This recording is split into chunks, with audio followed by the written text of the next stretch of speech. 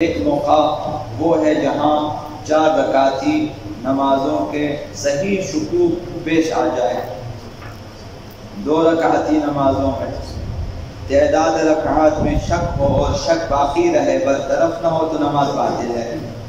3 رکعتی نماز میں تعداد رکعات میں شک ہو اور شک برطرف نہ ہو، غور و فکر کرنے کے بعد تو نماز باطل ہے۔ 4 رکعتی نمازوں میں بھی بعض شکوک سے نماز باطل ہے، بعض شکوک کی پرواہ نہیں کرنی ہوتی ہے، اور بعض صورتوں میں شک صحیح ہے۔ صحیح شک کا مراد یہ ہے، صحیح شک سے مراد کہ اس کے لیے کوئی چارہ جوئی ہے، کبھی 3 پہ بھی نہ رکھو، کبھی 2 پہ بھی نہ رکھو، کبھی نماز احتیاط پڑھو، کبھی سجدے ایسا ہو بجا لاؤ۔ تو ایسے شکوک، صحیح شکوک، 9 قسم کے شکوک، شک جو صحیح شکوک میں ہیں، تو وہ اگر پیش آ جائے اور اگر انسان کے پاس نماز کے لیے وقت باقی ہو، نماز قضا نہیں ہو رہی، ابھی ٹائم ہے، یہاں انسان توڑ سکتا ہے۔ اگر چاہے اس نماز کو توڑے، نئے سرے سے نماز پڑھے۔ مثلا اکثر ہم لوگ شکوک نماز سے بے خبر ہیں اور یاد بھی نہیں رہتے، خصوصاً صحیح شکوک یاد نہیں رہتے۔ اگر نماز میں وقت ہو آپ کے پاس تو آپ پریشان نہ ہو جائے، نماز کو توڑیں۔ تعداد رکعات میں اگر شک ہو 2 اور 3 یا 3 اور 4، مثلا اس طرح 3 4 5 میں، 4 5 6 میں مثلا، تو وہاں نماز توڑ سکتا ہے، یعنی جائز ہے، واجب نہیں ہے، جائز ہے نماز توڑے، نماز دوبارہ پڑھے۔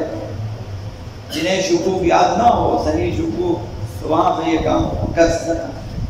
جیسے نماز ظہر میں شک کرے، تیسری رکعت 4تھی رکعت، یہ جو 3 اور 4 والا شک ہے، یہ کسی بھی مقام پہ نماز کے قیام میں، رکوع میں، سجود میں، کسی بھی جگہ 4 رکعتی نمازوں میں 3 رکعتوں اور 4 رکعتوں میں شک ہو تو یہاں نماز توڑ سکتا ہے، توڑیں، نماز کو نئے سرے سے پڑھیں۔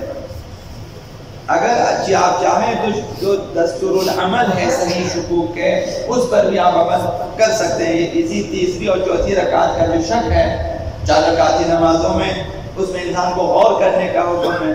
غور و فکر کے بعد اگر کسی طرف کا کوئی احتمال پیدا نہ ہوا، شک باقی رہا، پتہ احتمال نہیں دیا کہ تیسری رکعت ہے، یہ احتمال بھی نہیں ہوا کہ چوتھی رکعت ہے، 50% برابر رہا تیسری رکعت چوتھی رکعت، اس صورت میں دستور العمل یہ ہے کہ 4 رکعت بنا رکھیں، یہ سوچیں کہ میری چوتھی رکعت ہے، نماز کو تمام کریں، نماز کے بعد 1 رکعت نماز احتیاط کھڑے ہو کر یا 2 رکعت بیٹھ کر پڑھیں، یہ دستور العمل ہے۔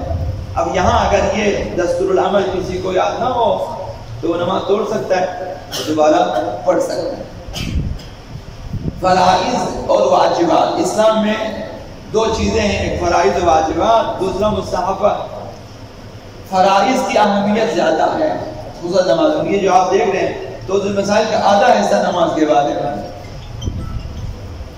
آپ طہارت سے شروع کریں، نماز سے مربوط مسائل ہیں، طہارت سے لے کر نجاسات سے لے کر اب تعقیبات نماز سے لے کر شکوک نماز سے لے کر آگے تک تقریباً آدھا تو مسائل جو ہے، یعنی نماز کی اہمیت زیادہ ہے کیونکہ یہ واجبات میں سے ہیں اور مہم ترین واجبات میں سے ہیں، اس کی اہمیت زیادہ ہے۔ اسی لیے آقا امیر المؤمنین علی بن ابی طالب علیہ السلام نے فرمایا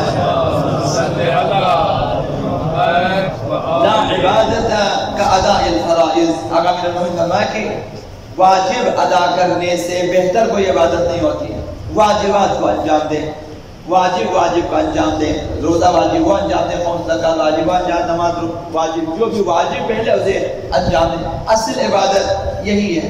بہت سارے لوگ مستحبات کو اس قدر اہمیت دے دیتے ہیں کہ واجبات کو مستحبات پر قربان کر دیتے ہیں، اور یہ خلاف شرع ہے۔ واجبات کو قربان کر دیں، فدا کر دیں مستحبات کی خاطر۔ مومن کو ایسا کام نہیں کرنا چاہیے جس سے واجبات کو نقصان پہنچے۔ زیارتی سفر ہے، مثلا جاتے ہیں حج و زیارات کے سفر کے لیے، کربلا جاتے ہیں، مکہ جاتے ہیں، مدینہ جاتے ہیں، اور یہاں زیارات کو مثلا بعض لوگ خود عمرے کو یا حج کے مواقع اس قدر انہیں مثلا مستحبات جو ہیں اہمیت دے دیتے ہیں کہ طواف کرتے کرتے نمازیں قضا ہو جاتی ہیں۔ زیارت اغوات بین الحرمین چکر لگاتے لگاتے نمازیں قضا ہو جاتی ہیں. بسوں میں جا رہے ہیں، چشم دید ہم گواہ ہیں، ہم نے دیکھا ہے کہ نماز فجر قضا ہو گئی. بھئی کہاں جانا ہے؟ امام زادہ سید محمد کے قبر پہ جانا ہے، جلدی پہنچنا چاہیے، لہذا فجر کی نمازیں قضا کی ہے. اس قدر یہ خلاف شرع ہے، خلاف شرع ہے. زیارتوں میں آپ نے جلدی جانا ہے، ایئرپورٹ پہ آپ گئے، جہاں بھی جائیں واجبات کا اہتمام کریں. کچھ مومنین غریبوں میں، یتیموں میں کافی خرچتے ہیں، لیکن خمس و زکوٰۃ کے سلسلے میں غفلت برتتے ہیں، تعلل کرتے ہیں. کبھی تو اسی بہانے سے کہ ہم غریبوں کی مدد کرتے ہیں، خمس و زکوٰۃ ہمیں دینے کی ضرورت نہیں ہے، بھئی ہم تو دے رہے غریبوں کو، وہ سمجھتے ہیں کہ یہی ہے. یہ ہم نے دیکھا ہے مثلا دیہاتوں میں ایسا ہوتا ہے، دکانداروں کا اس قسم کا فراڈ ہوتا ہے ہمارے، کہ وہ مثلا آپ جا رہے ہیں، آپ دیکھیں آپ سید ہے یا عالم ہے، دیکھو 1 کلو چینی ڈال دیا، وہی ہمارے طرف خمس ہے. ہم نے کہا اس طرح کا خمس ہوتا ہی نہیں ہے جب تک آپ حساب نہ کریں. یہ 100 روپیہ، اس میں سے 20 روپیہ خمس ہے. آپ اندازن کچھ دیے جا رہے ہیں، خمس حساب نہیں ہوتا. آپ کسی غریب کی مدد کہا کہ یہ میرے زکوٰۃ ہو جائے، زکوٰۃ نہیں ہوتا، حساب کتاب ہونا چاہیے. تو کچھ لوگ اسی بہانے سے کہ ہم غریبوں کی مدد کرتے ہیں، ہم انہیں راشن دیتے ہیں، ہم انہیں تنخواہ دے دیتے ہیں، لہٰذا ہمیں خمس زکوٰۃ دینے کی ضرورت نہیں ہے. یہ وہ لوگ ہیں جو واجبات کو قربان کر دیتے ہیں مستحبات پہ. اب امیر المؤمنین علی بن ابی طالب علیہ السلام نے فرمایا، اب یہ حکم ہے، اب امیر المؤمنین کا حکم ہے کہ اذا اضرت النوافل بالفرائض، اگر مستحبات واجبات کو نقصان پہنچائے، فرضوها، مستحبات کو چھوڑ دو، ترک کر دو انہیں.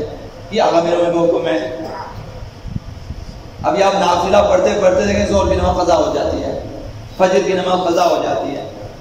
مثلا دیر سے ہم اٹھے فجر کو، ابھی آپ دیکھا کہ مثلا 5 منٹ ہے، 10 منٹ ہے، ابھی اس میں ہم فجر کی نماز پڑھ سکتے ہیں. اگر آپ نافلہ پڑھنا شروع کریں تو قضا ہو جاتی ہے.